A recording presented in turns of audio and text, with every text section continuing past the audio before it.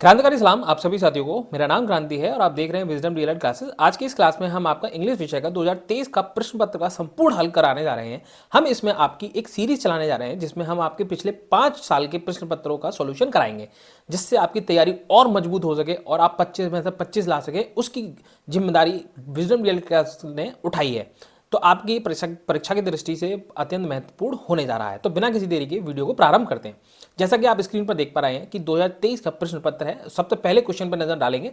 सबसे पहला क्वेश्चन क्या कर रहा है, डॉक्टर वेस्ट। क्या पहला क्वेश्चन, डॉक्टर वेस्ट के बारे में पूछ रहा है कि जो डॉक्टर वेस्ट का जो मेथड है वो हमारा किस मेथड से ओवरकम लिया गया है, मतलब किसकी कमियों को दूर करते हुए इस मेथड को बनाया गया है। तो इसका उत्तर होगा हमारा डायरेक्ट मेथड। डायरेक्ट मेथड क्या था हमारा, डायरेक्ट मेथड में हम इंग्लिश लैंग्वेज को इंग्लिश में ही समझते थे। मतलब जो आपकी डायरेक्ट भाषा है, मतलब जो आप सीख रहे हैं उस भाषा को ही उस भाषा में सिखाने का ही प्रक्रिया को डायरेक्ट मेथड कहा गया था। मतलब एप्पल को एप्पल ही कहेंगे, उसका तरीका आप चित्र से समझाने या कुछ करते हैं वो हमारा डायरेक्ट मेथड होता है। दूसरा क्वेश्चन क्या है, the productive skill of a language are. जो प्रोडक्टिव स्किल्स होती है वो क्या होती है, आप अपनी बात को किसी को बताते हैं तो वो जो माध्यम कहलाता है वो हमारा प्रोडक्टिव स्किल्स कहलाता है। आप किसी को अपनी बात को बताएंगे तो कैसे बताएंगे, लिख के बताएंगे और बोलकर बताएंगे, यही दो ऑप्शन है। आप अपने, मैं जैसे बोल रहा हूं तो आप सुन रहे हैं तो आप मेरी बात समझ रहे हैं, मैं यहां बोर्ड पे सामने स्क्रीन पे लिख रहा हूं तो आप समझ रहे हैं, तो यानी स्पीकिंग और राइटिंग, ये आपका उत्तर होगा। फोनोटिक इज द साइंस ऑफ। फोनोटिक क्या है, एक तरह की साइंस है। किसकी, फोनोटिक से पता चल रहा है कि फोन आ रहा है। फोन किस लिए इस्तेमाल होता है, बातचीत करने के लिए, बोलने के लिए, साउंड आती है उसमें। तो इसका उत्तर हो जाएगा साउंड। साउंड इसका राइट आंसर है। चलते हैं हमारा चौथे प्रश्न पर। चौथा प्रश्न क्या कह रहा है, he has been teaching for an hour. अब देखो मैंने जैसे क्वेश्चन पढ़ा अपने आप मेरे मुंह से निकला एन आर। अब एन आर क्या है, एक तो आप कंटिन्यू जब प्रैक्टिस करेंगे पिछले 5 साल की, अपने आप आपको समझ में आएगा कहां पर एन लगाना है कहां पर ए लगाना है। आपको इस चीज के रूल के चक्कर में पढ़ना ही नहीं है, बट मेरा काम है आपको डिटेल में पढ़ाना, तो मैं आपको बताते हुए चलूंगा। अब आर, आप देखेंगे इसमें एन लगा हुआ है, इसमें तो कॉन्सोनेंट है नहीं। ए ई आई ओ यू पढ़ा होगा आपने, ए ई आई ओ यू। अब इसमें देखेंगे एच तो आपका किसी में आ नहीं रहा है, लेकिन जब आप इसको हिंदी में लिखेंगे या फिर बोलेंगे तो आर बोल रहे हैं, आर में ओ की आवाज पहले आ रही है, तो ओ हमारा क्या है, वॉवेल है। अब जैसे इसको सबसे बढ़िया तरीका है आर, ठीक है। आर मतलब हावर बोलते हैं ना इसको, आवर बोलते हैं, तो आवर को ऐसे हिंदी में जब लिखेंगे तो सबसे पहला शब्द जो है आ रहा है, आ हमारा स्वर होता है, तो स्वर में हमारा क्या आएगा, एन आएगा, तो हमारा एन इसका सही उत्तर हो जाएगा। ठीक है, choose the correct spelled word. इसमें आपकी स्पेलिंग पूछी गई है, तो ये हमारा सेकंड इसका सही हो जाएगा। ग्रामर की स्पेलिंग क्या होती है, GRAMMAR, ये आपका सही उत्तर होगा। ठीक, अब चलते हैं आपके very short answer type question पर। सबसे पहला जो आपका छठा क्वेश्चन है वो क्या कर रहा है, इसमें आपको एडजेक्टिव को फाइंड करना है, आपको हाईलाइट करना है या फिर उस शब्द को नीचे लिखना है। तो कैसे करेंगे, lead is a heavy metal. Lead क्या है, एक तरह का मेटल है। ठीक, उसको बारे में बताया गया कि आपको पता है लीड एक तरह का मेटल है, लेकिन मेटल की विशेषता बताने वाले शब्दों को ही हम विशेषण कहते हैं। तो हैवी शब्द आप यहाँ पर देख पा रहे होंगे, ये वो हमारी मेटल की विशेषता बता रहा है। क्या बता रहा है कि वो मेटल जो है हैवी है, तो हम यहाँ पे लिख देंगे एडजेक्टिव, ऐसे लिखेंगे एडजेक्टिव, आंसर डाल के एडजेक्टिव, उसके बाद में लिखेंगे यहाँ पर HEAVY, हैवी हमारा हो गया मतलब एडजेक्टिव। अब change the following sentence into the active voice. इसी ये जो आपका एक्टिव वॉइस है इसको हम कैसे कहेंगे, he will write a letter,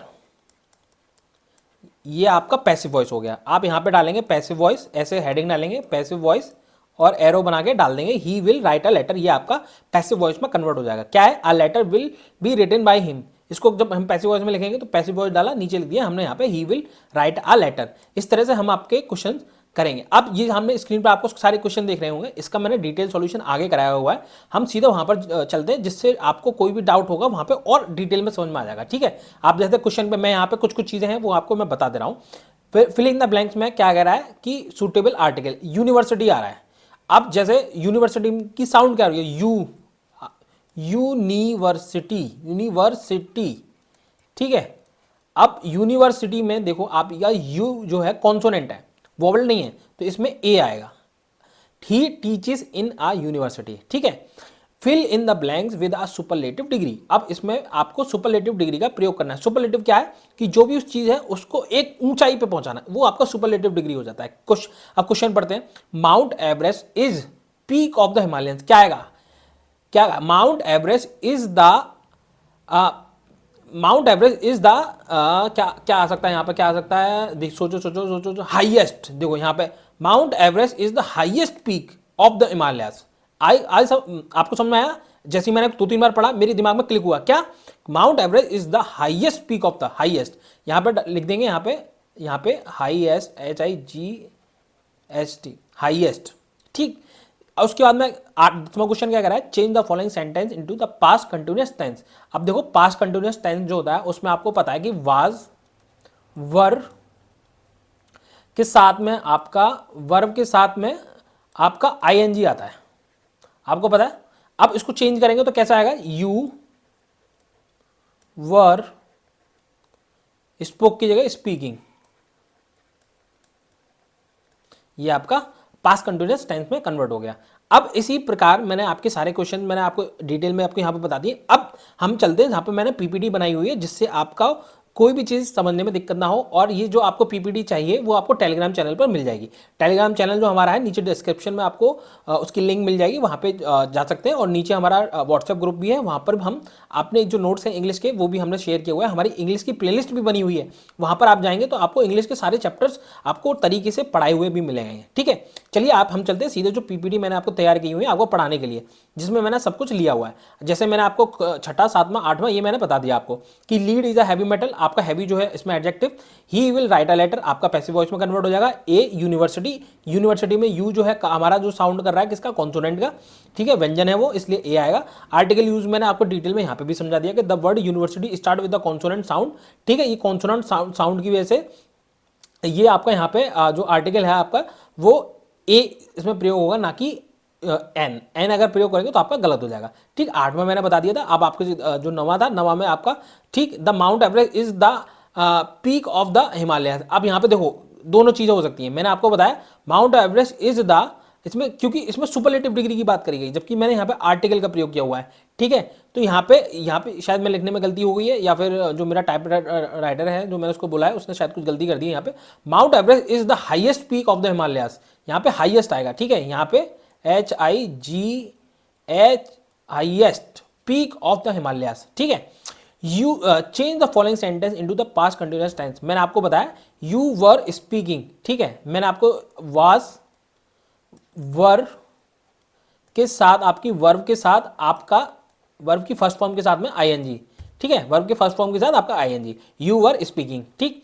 अब इसमें क्या कह रहा है कि आपको नेगेटिव सेंटेंस में आपको इसको कन्वर्ट करना है, आपको इस सेंटेंस को, ठीक। क्या कह रहा है आपका, ये जो अफर्मेटिव सेंटेंस है, Ayesha and Omar work in the central bank, इसको नेगेटिव बनाना है। कैसे करेंगे, डू नॉट लगा देंगे, हमारा नेगेटिव हो जाएगा। Ayesha and Omar do not work in the central bank, हमारा नेगेटिव सेंटेंस बन गया, ठीक। उसका मैंने मॉडिफिकेशन ये बता दिया कि स्टेप बाय स्टेप हमने कैसे किया, कि इसमें हमारा ऑक्सिलरी वर्ब और जो मॉडल वर्ब होती है उसको पहचानेंगे, उसके बाद में हम नॉट लगाएंगे या डू नॉट लगाएंगे, उसके बाद में ये हमारा जो है नेगेटिव सेंटेंस में कन्वर्ट हो जाएगा, ठीक है। उम्मीद करता हूँ आपको ये 11वां क्वेश्चन समझ में आ गया होगा। अगर नहीं आया, किसी भी प्रकार का डाउट है तो आप नीचे कमेंट सेक्शन में आइए, हमें बताइए। अब अपना हम चलते हैं 12वें क्वेश्चन में। 12वें क्वेश्चन में हमारे को क्या करना है, करेक्ट करना है सेंटेंस, अगर कुछ कमी है तो वो यहाँ पर सुधार करनी है। क्या करना है, have you ever been to Kerala. अब ये जो बीन है ना, इस बीन की जगह पे सिर्फ बीन करना है आपको, बाकी आपका सेंटेंस पूरा सही है, ठीक। क्या कहा है, have you ever been to Kerala, been गलत है, बीन आना चाहिए। दूसरा क्या कह रहा है, they have a party plan for army. अब यहां पे क्या है, दे हैज अ पार्टी नहीं आएगा, हैव अ पार्टी आएगा, बाकी आपका सही है सारा कुछ। तो they have a party plan for army, यहां पे आर लगा लेना, ठीक। आर्मी, अमी लिख दिया यहां पे खाली, ठीक है। Complete the spelling of the following word. आपका 13वां क्वेश्चन क्या कह रहा है, आपको आप देखिए HADER ये इस तरह से लिखा हुआ है, आपको पढ़ते ही एकदम इमेज क्लिक होनी चाहिए कि हैंकर चीफ की बात कर रहा है, जो रुमाल होता है उसकी बात कर रहा है। उसमें HAND हैंड, केयर, चीफ, ठीक। अब इसमें यहाँ पे आपका N आ गया, यहाँ पे आपका D के बाद KER, फिर उसके बाद में शेफ CHI, इस तरह से आपका ये बन गया। उसके बाद ये हमारा निमोनिया को शो कर रहा है। निमोनिया की स्पेलिंग ये होती है PNEUMONIA, इसको याद कर लीजिएगा क्योंकि हो सकता है इस साल आपके ये रिपीट हो जाए, ठीक है। चलिए आप चलते हैं आपके 14वें क्वेश्चन की तरफ। आपका 14वां क्वेश्चन क्या कह रहा है, उम्मीद करता हूं कि अभी तक जो पढ़ाया होगा वो आपको समझ में आ रहा होगा, और अगर आपको किसी भी प्रकार का डाउट है तो हमारी प्लेलिस्ट बनी हुई है इंग्लिश की, आपको पूरा सब्जेक्ट 25 वीडियो में खत्म किया गया है, जहां पर आपकी गारंटी देता हूं कि 25 में से 25 आएंगे, एक नंबर भी नहीं कटेगा अगर आप तरीके से कर लेंगे। और जो हम पिछले 5 साल के प्रश्न पत्रों की जो सीरीज लेके आए हुए हैं आपके लिए, अगर वो भी आप लगा लेते हैं तो। अब चलते हैं 14वें क्वेश्चन की तरफ। 14वां क्वेश्चन क्या कह रहा है, define an adjective with different example. आपको एडजेक्टिव को डिफाइन करना है। एडजेक्टिव सिंपल आपको हिंदी भाषा में आपको बता देता हूं क्या होता है, कि जो भी संज्ञा और सर्वनाम की विशेषता बताते हैं जो शब्द, उनको हम एडजेक्टिव यानी विशेषण कहते हैं। अब उसको अंग्रेजी में लिख लिया। अंग्रेजी में कह रहा है, an adjective is a word that describe और मॉडिफाई अ नाउन और अ प्रोनाउन। आपको मॉडिफाई करता है, मतलब उसकी विशेषता बताता है नाउन और प्रोनाउन की। Adjective can be describe quality. Adjective जो है वो किसी की विशेषता बता सकता है, क्वालिटी ऑफ अ समवन और समथिंग, मतलब किसी व्यक्ति की या किसी वस्तु की, आइदर इंडिपेंडेंटली, या तो स्वतंत्र होकर या किसी के साथ कंपैरिजन में जाके। कैसे, राम जो है लक्ष्मण जी से ज्यादा अच्छे थे या सरल स्वभाव के थे, तो राम जी से कंपैरिजन हो गया, तो आपका ये कंपैरिजन हो गया डायरेक्टली कि राम बहुत अच्छे व्यक्ति हैं, तो ये डायरेक्ट कंपैरिजन हो गया। उम्मीद करता हूं आपको एडजेक्टिव का परिभाषा समझ में आ गई होगी। एग्जांपल के लिए, I like old house. House की विशेषता बता रहा है, क्या विशेषता बता रहा है कि ओल्ड है। The boy is tall and skinny. जो बॉय है वो टॉल है और स्किनी है, ये इसकी विशेषता बता रहा है। उसके बाद जेन इज स्मार्टर है, किसमें, अपने भाई से, तो उसके साथ कंपैरिजन हो गया। They live in a beautiful house. House की विशेषता क्या बता रही है, ब्यूटीफुल। आपको समझ में आ गया होगा 14वां क्वेश्चन क्या कह रहा है। अब चलते हैं 15वें क्वेश्चन की तरफ। आपका ये मान के चलिए इस तरह के क्वेश्चंस आपके इस वाले एग्जाम में मिलेंगे ही मिलेंगे। मैंने एक पैटर्न नोट किया है कि पिछले 2020 से जितने भी इंग्लिश के पेपर बन रहे हैं उसमें आपके पेडागोजी के क्वेश्चन डाले जा रहे हैं, जिसमें आपका ग्रामर कम ट्रांसलेशन मेथड हो गया, आपका लैंग्वेज गेम्स हो गया, आपका ऑडियो वीडियो लिंगुअल मेथड हो गया, आपके बारे में पोएट्री एंड प्रोज के बारे में हो गया। ये सारे क्वेश्चन आपके पूछे जाने लगे, तो इन सभी जितने भी क्वेश्चन प्रीवियस करके हैं उन पर जरूर ध्यान दीजिएगा। 15 क्वेश्चन क्या कह रहा है, लैंग्वेज गेम के बारे में विशेषता पूछ रहा है। क्या कह रहा है, what is the importance of the language game in English language teaching.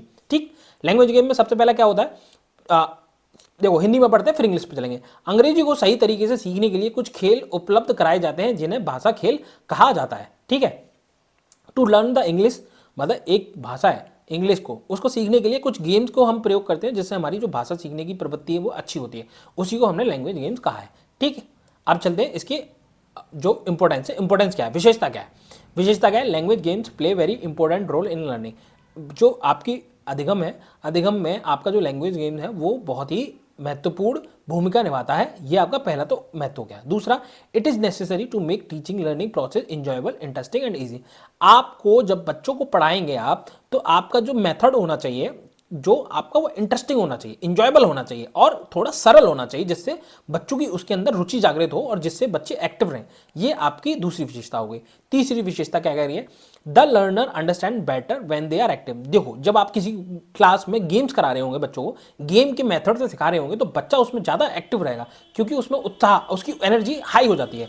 तो आपका ये तीसरा इस तरह से इंपॉर्टेंट है। चौथा, गेम्स जो है, games provide language practice in all the 4 skills. जो आपकी 4 स्किल्स होती हैं, जिसमें मैंने सुनना, बोलना, पढ़ना, लिखना, जो आपकी मैंने पढ़ाई थी, वही आपकी जो 4 स्किल्स हैं उसकी प्रैक्टिस अच्छे से कराते हैं। आपका सुनना, बोलना, पढ़ना, लिखना, ये 4 स्किल्स पर अच्छा इंप्रूवमेंट देता है। उसी को मैंने हिंदी में लिख दिया। चौथा पॉइंट शायद मेरे ख्याल टाइपराइटर से मिस हो गया, बट मैंने आपको हिंदी में समझा दिया, आप समझ सकते हैं। ठीक, write any 2 aims of teaching prose. आप प्रोज क्या होती है, गद्य और पद्य, इसको ही हमने मतलब प्रोज बोला गया है। ठीक है, मतलब गद्य जो गद्यांश, क्या बोलते हैं उसको, जो इंग्लिश में तो नोवेल बोलते हैं, इंग्लिश में नोवेल बोलते हैं। अगर हम हिंदी में चले जाएं तो आपका ये जो मनोरंजन कहानियाँ होती हैं, इनको मुझे उपन्यास जो होते हैं वो आपका टीचिंग प्रोज के अंदर आता है। ठीक है, to develop the students imagination and love of natural object. जो इसमें क्या है, to develop the student imagination, मतलब बच्चों की कल्पना शक्ति को जागृत करना और नेचर के प्रति उनमें लगाव पैदा करना, इसका उद्देश्य होता है। ठीक है, 2 एम पूछे, लिखाए 4 हैं, जो आपको पसंद आए वो लिखिए। इंपॉर्टेंस ऑफ लैंग्वेज में भी 2 पूछे थे, लिखाए 4 हैं, जो आपको उचित लगे लिखना आप अपनी समझ से। लेकिन आपको मैं ऑल्टरनेट देके चल रहा हूँ, जिससे आपको जो समझ में आए आप उसको बेहतर तरीके से, हम चाहते हैं आपके 25 से 25 आए, आपके पास ज़्यादा ऑप्शन अवेलेबल हो। To give certain fact and lesson through the story. आपको जो बच्चा है, उस जो आपकी कहानी पढ़ रहे हैं, उस लेसन से उस बच्चों के अंदर एक मोरल स्टोरी डेवलप हो। समझ में आ रहा है, जो कहानी होती है, जो मोरल साइंस की किताब होती है बच्चों की क्लास में, उनमें एक मोरल स्टोरी जरूर होती है उस कहानी के अंदर, ठीक, to shape the student character. और जो छात्र का आत्मविश्वास है, उसका जो चरित्र है, उसका निर्माण करने के लिए भी टीचिंग प्रोज जो है बहुत इंपॉर्टेंट होते हैं। और आपका शायद ये to acquaint the student to writing style, देखिए जब आप किसी उपन्यास को पढ़ रहे हैं या फिर किसी कहानी को पढ़ रहे हैं, तो जिससे उसको पता चल जाता है कि कब कॉमा लगाना है, कब विराम देना है, कब अर्ध विराम देना है, कब पूर्ण विराम देना है। इससे बच्चे की लिखने की जो शैली है वो भी विकसित होती है। ये आपके 2 उद्देश्य हो गए, जबकि मैंने लिखा है 4 है, ठीक। अब चलते हैं आपके 17वां क्वेश्चन की तरफ। 17वां क्वेश्चन देखो, मैंने हिंदी में भी लिखा हुआ है, जिसको समझ में नहीं आया हो यहाँ पे पढ़ लेना, ठीक। 17वां क्वेश्चन कह रहा है write an application to your principal for full fee concession.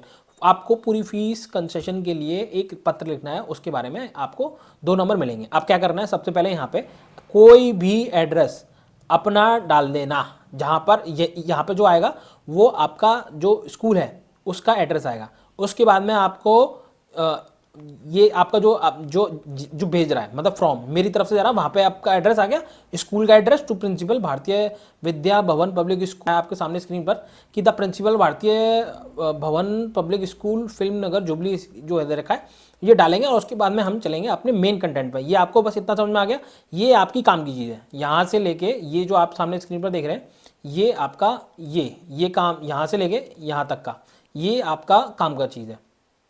इससे पहले आपको एड्रेस डालना है स्कूल का और अपना, सबसे पहले अपना, फिर स्कूल का, फिर आपको यहाँ पे आना है। क्या कह रहा है, subject application for fee concession में dear sir I am Nitin नाम, आप अपना नाम डाल सकते हैं या किसी और का नाम डाल सकते हैं, जैसा भी आप ठीक समझे। Student of class 8th C, I have a brother who studies in the first grade in the same school. उसके बाद में आप मतलब कुल मिला के आपको कहानी बना के, अगर आप कहानी बना के लिख सकते हैं तो लिख दीजिए। मतलब कहना क्या है इसके अंदर, ये कह रहा है कि भाई मैं कक्षा 8 का विद्यार्थी हूँ, मेरे पिताजी जो है वो एक लेबर क्लास आदमी है, वो महीने पर 9,000 से 10,000 के बीच में कमाते हैं, जिसमें हमारा दो बहनें हैं, एक भाई है, और हमारी मम्मी है और हमारे दादा दादी हैं, जिसकी वजह से पापा का जो खर्च है पूरा घर को संभालने में चला जाता है। और मेरा जो है, मैं पढ़ने में ब्राइट स्टूडेंट हूँ, और मेरी पिछली साल इतनी परसेंटेज आए थे, जिसकी वजह से मैं आपसे अनुरोध करूँगा कि मेरी इस साल की फीस जो है माफ़ कर दी जाए।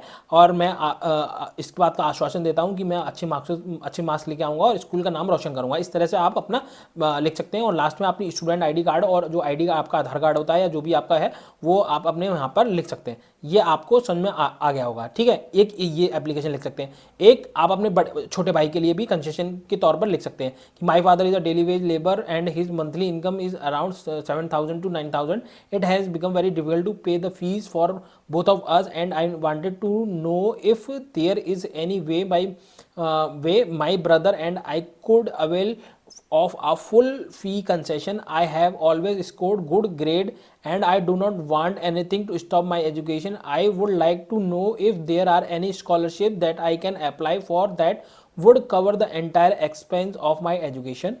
I request you kindly consider my case and give your advice on what can be done. I have enclosed here with a copy of my brother's student ID card and my ID card for your reference. Thank you your time and consideration. नीचे अपना नाम लिख देंगे, जैसे मैंने अगले slide में लिया हुआ है कि योर सिंसियरली, सिग्नेचर आपका जो भेज रहा है उसका, यानी नाम, student of the class 8th C, फिर उसके बाद में document attach, copy of a student ID card और कॉपी ऑफ अपना नाम और अपने भाई का नाम डाल के यहाँ पे आप खत्म कर सकते हैं। ये आपका सिंपल एक आपका एप्लीकेशन हो जाएगी, जो मैंने हिंदी में बताई। जो बच्चे लिख पाए वो लिख दिए, अगर नहीं आ रहा है तो यहाँ पे मैंने सामने स्क्रीन पर जो आपको एप्लीकेशन दी हुई है उसके मेन कीवर्ड याद कर लेना और वहाँ पे लिख के आ जाना। आपका 2 नंबर में से 1.5 नंबर मिल जाएंगे आपको, ठीक। और पूरा लिख पाएंगे तो 2 में से 2 मिलेंगे। Write 1 word of the following expression. 18वां क्वेश्चन क्या कह रहा है, the study of a rock and soil. जो स्टडी है रॉक एंड सॉइल की, वो क्या कहलाती है, वो कहलाती है जूलॉजी, ठीक है। A person who right a beautiful writing, जो जिसकी बहुत अच्छी राइटिंग होती है उसको हम कैलीग्राफर बोलते हैं। क्या बोलते हैं, calligrapher. The study of a rock क्या कहलाएगी, जूलॉजी। उसके बाद में जो अच्छी राइटिंग होती है, जो लिखता है, वो क्या कहलाता है, कैलीग्राफर। उम्मीद करता हूँ कि आपको ये जो प्रीवियस ईयर की क्लास कराई गई है वो आपको समझ में आई होगी। आपको अगर मेरा नाम नहीं पता चला है तो मेरा नाम क्रांति है और आप विजडम डीएलएड क्लासेस को देख रहे हैं। हमारा नीचे टेलीग्राम चैनल की लिंक दे रखी है, टेलीग्राम चैनल को ज्वाइन कर सकते हैं आप। नीचे हमारे व्हाट्सएप चैनल की लिंक दे रखी है, व्हाट्सएप ग्रुप की लिंक दे रखी है, और वहाँ पर भी आप जुड़ेंगे। वहाँ पर आपको ये सारी की सारी पीपीटी और सारी पीडीएफ जो है वहाँ पर मिल जाएंगी। और जो भी बच्चे नोट्स चाहते हैं वो आप हमें हमारे टेलीग्राम चैनल पर मैसेज करिए। हम वहाँ पर आप हमारी अगर आपकी संख्या जो है अब हमें ठीक लगेगी तो हम आपको फ्री पीडीएफ आपको जितने भी सब्जेक्ट के नोट्स हैं वो अवेल करा देंगे। हमारी क्लासेस जो है यूट्यूब पर अवेलेबल हैं और कुछ आगामी क्लासेस हैं वो आने वाली हैं और जुड़े रहिए। उम्मीद करता हूँ कि आपको आगामी जो डीएलएड सेकेंड सेमेस्टर के जितने भी छात्र हैं वो सभी अच्छे मार्क्सों से पास होंगे। और अगर आपने अभी तक सब्सक्राइब नहीं किया तो कृपया करके सब्सक्राइब कर लीजिएगा। उम्मीद करता हूँ कि बहुत मेहनत करी जाती है आपके लिए, तो आप सब्सक्राइब तो करेंगे ही और अपने सारे सभी दोस्तों से सब्सक्राइब के लिए कहेंगे। चलिए मिलते हैं तब तक नेक्स्ट वीडियो में।